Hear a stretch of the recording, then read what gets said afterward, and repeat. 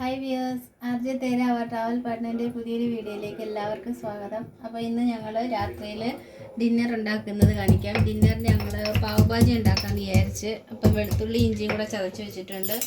കുറച്ച് ബട്ടർ ഇട്ട് ചൂടാക്കി എടുത്തിട്ടുണ്ട്. ഇനി നമുക്ക് ഇതിനകത്തോട്ട് ഈ ചതച്ച് വെച്ചിരിക്കുന്ന ഇഞ്ചി വെളുത്തുള്ളിയും കൂടി ഇട്ട് കൊടുക്കാം ആദ്യം.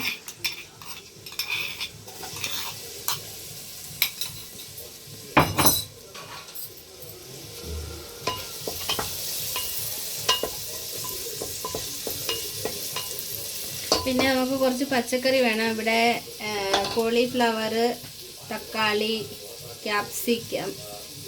ക്യാപ്സിക്കം, പൊട്ടറ്റോ, പ്യാജ്, ടൊമാറ്റോ, കുറച്ച് ഇങ്ങനെ സബ്ജി എടുത്ത് വെച്ചിട്ടുണ്ട്. അതെല്ലാം കൂടെ ഒരുമിച്ച് അങ്ങ് ഇടാമെന്ന് വിചാരിച്ച് ഒരുമിച്ച് വെച്ചേക്കുന്നത്. ഇതൊന്ന് ചൂടായിട്ട് നമുക്ക് പച്ചക്കറിയും കൂടി ഇട്ട് കൊടുക്കാം.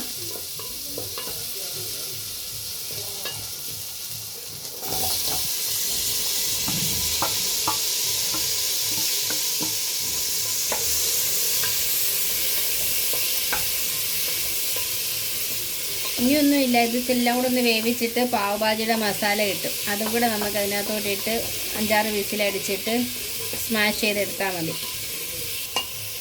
ഇനി നമുക്ക് കുറച്ച് ഉപ്പിട്ട് കൊടുക്കാം. ഉപ്പ് പിന്നെ നോക്കിയിട്ട് കുറച്ചുകൂടെ ഇട്ടാൽ ചിലപ്പോൾ മസാലയ്ക്ക് ഉപ്പ് കാണുമായിരിക്കും. അതുകൊണ്ട് ഉപ്പ് കുറച്ചിടാം.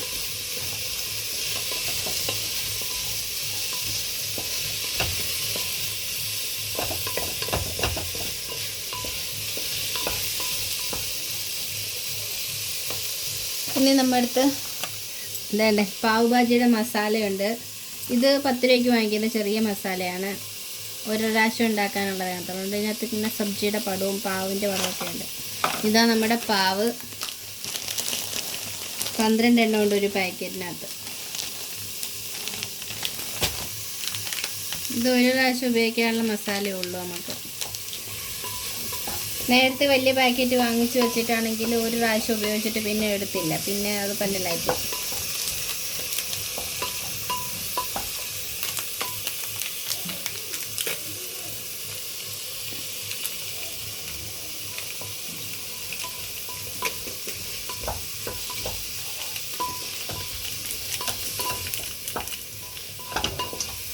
ഈ മസാല ഇല്ലെങ്കിലും മുളക് പൊടി, മല്ലിപ്പൊടി, മഞ്ഞൾപ്പൊടി, ഗരം മസാലയൊക്കെ ഇട്ട് നമ്മുടേതായ മസാല അല്ലെങ്കിൽ മറ്റേ മാജിക് മസാലയൊക്കെ ഇട്ട് ഉണ്ടാക്കാൻ പറ്റും.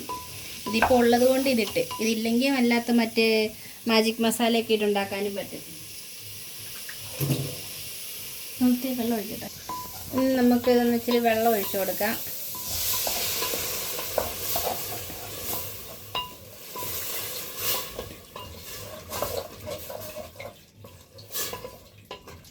കുറച്ച് വെള്ളം മതി. നമുക്ക് ഒത്തിരി സാമ്പാറിൻ്റെ കൂടെ ഒത്തിരി ലൂസായിട്ട് കിടക്കേണ്ട തിക്ക് ഗ്രേവിയാണ് വേണ്ടുന്നത്.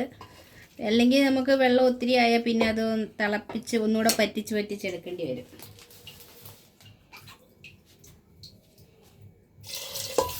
അങ്ങനെ കൂടുതലായിരിക്കും ഇപ്പം വെള്ളം. നമ്മളതിനെ പറ്റിച്ചെടുക്കണം.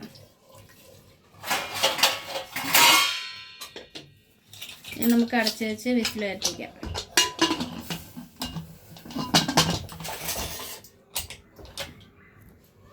നമ്മൾ കുക്കർ ഇവിടെ തുറക്കാൻ പോകുന്ന 4-5 വിസിൽ കഴിഞ്ഞിട്ടുണ്ട്. തുറക്കുമ്പോൾ നമുക്ക് ഇങ്ങനെ കാണും. ഇനി നമുക്കിതിനെ കുറച്ചുകൂടെ പറ്റിക്കേണ്ടി വരുമല്ലോ.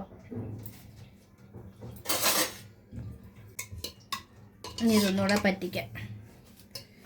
Dry ആയിട്ടിരിക്കണം, dry. ഇനി നമുക്ക് ഇതിനകത്ത് കുറച്ച് ബട്ടറിനകത്ത് കുറച്ച് മല്ലിയിലയും കൂടെ ഒന്ന് ഫ്രൈ ചെയ്തിടണം.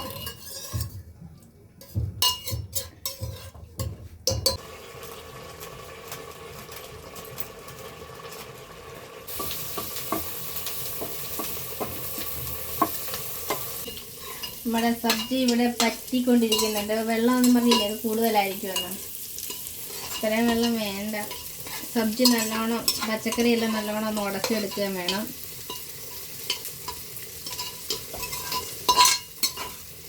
കുറച്ച് ജീരകം കൂടി ഇട്ടാലോ.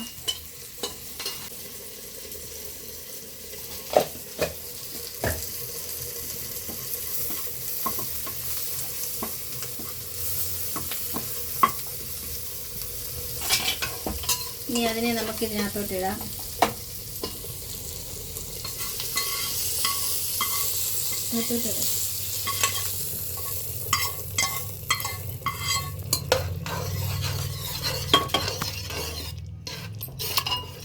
നമ്മുടെ സബ്ജി ഇവിടെ പറ്റിയിട്ടുണ്ട്. പാവിൻ്റെ ബാജി.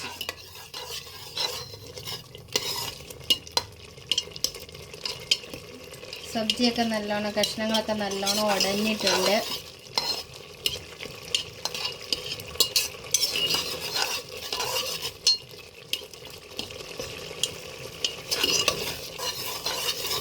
ഇനി നമുക്ക് പാവ് ചൂടാക്കി എടുക്കണം.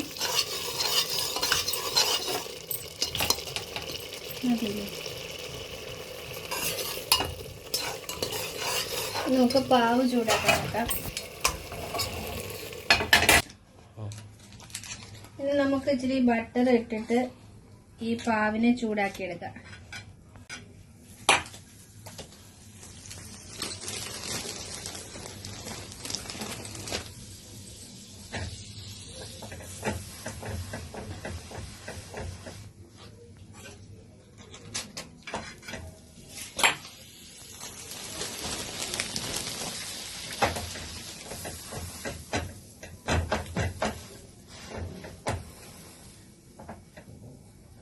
മുറിഞ്ഞു പോയാ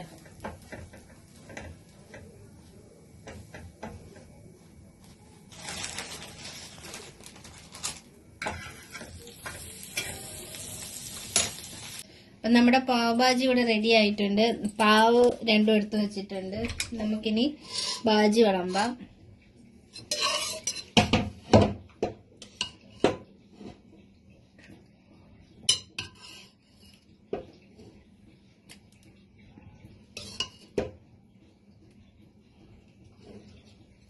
ഇനി കുറച്ച് ഉള്ളിയും കൂടെ അതിൻ്റെ പുറത്തിടാം.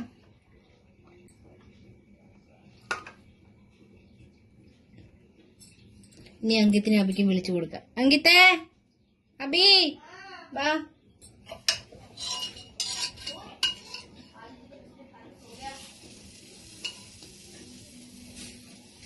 അല്ലെങ്കിൽ ഇവിടുന്ന് പറ, കഴിച്ചു നോക്കിട്ട് പറ അബിയെ.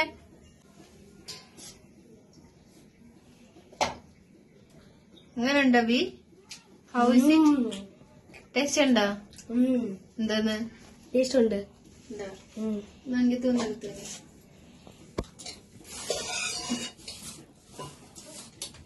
How is it, Ankit? ഉള്ളി വേണേ കുറച്ചുകൂടെ എടുത്തോ.